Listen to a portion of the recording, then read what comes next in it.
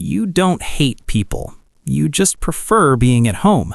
You've been told that's strange, antisocial, a phase you'll grow out of.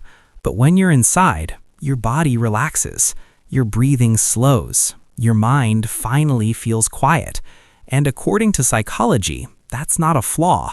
It's a difference in how your brain processes stimulation, reward, and connection. Stay with me, because once you understand this, you'll stop questioning yourself entirely. Think about everyday life, the small talk at work. How was your weekend? What are your plans tonight? Family gatherings where everyone expects energy, smiles, stories, presents. Social media filled with dinners, parties, vacations, noise. And maybe you've noticed something. You don't feel excited by most of it. You feel pressured. You go, you show up, you perform, but part of you is counting the minutes until you can go home. Not because you dislike anyone, but because being on costs you something. You might even wonder if something is wrong with you, why you don't crave what everyone else seems to crave. That quiet question sits in the background, and it's more common than you think. Here's where it gets interesting. This isn't random. Human brains are wired to seek reward, but what feels rewarding isn't the same for everyone. Some brains get dopamine from stimulation, noise, novelty, social energy. Other brains get dopamine from safety, predictability, low sensory input. If your nervous system is more sensitive, your brain doesn't register constant interaction as exciting. It registers it as effort.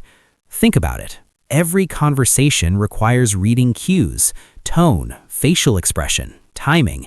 That's empathy at work. And if you naturally allocate a lot of empathy, your brain is doing more processing than most people realize. So after hours of social interaction, you don't feel fulfilled, you feel depleted. This explains a lot. From a psychological perspective, preferring to stay in often connects to how identity is built. Some people construct identity through group belonging, tribes, crowds, shared experiences. Others build identity internally through reflection, meaning-making, private worlds. Neither is better, they're just different strategies. And here's the part most people miss. Staying in isn't avoidance, it's regulation. Your brain isn't running away from life, it's protecting balance. This also connects to attachment and validation. If you're internally validating, you don't need constant external confirmation to feel okay. That doesn't mean you don't care. It means your sense of enough comes from within. And that might surprise you. So let's reframe this.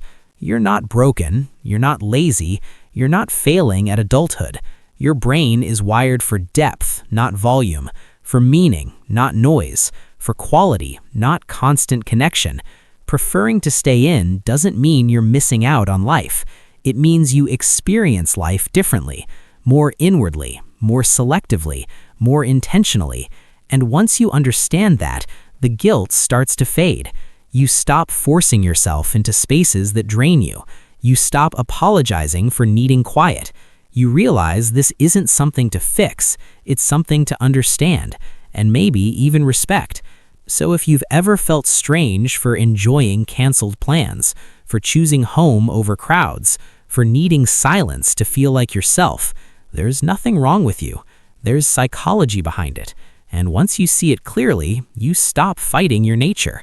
If this resonated with you, there's a good chance you'll also relate to how quiet people process the world completely differently, and why that might actually be your hidden advantage. Just something to think about.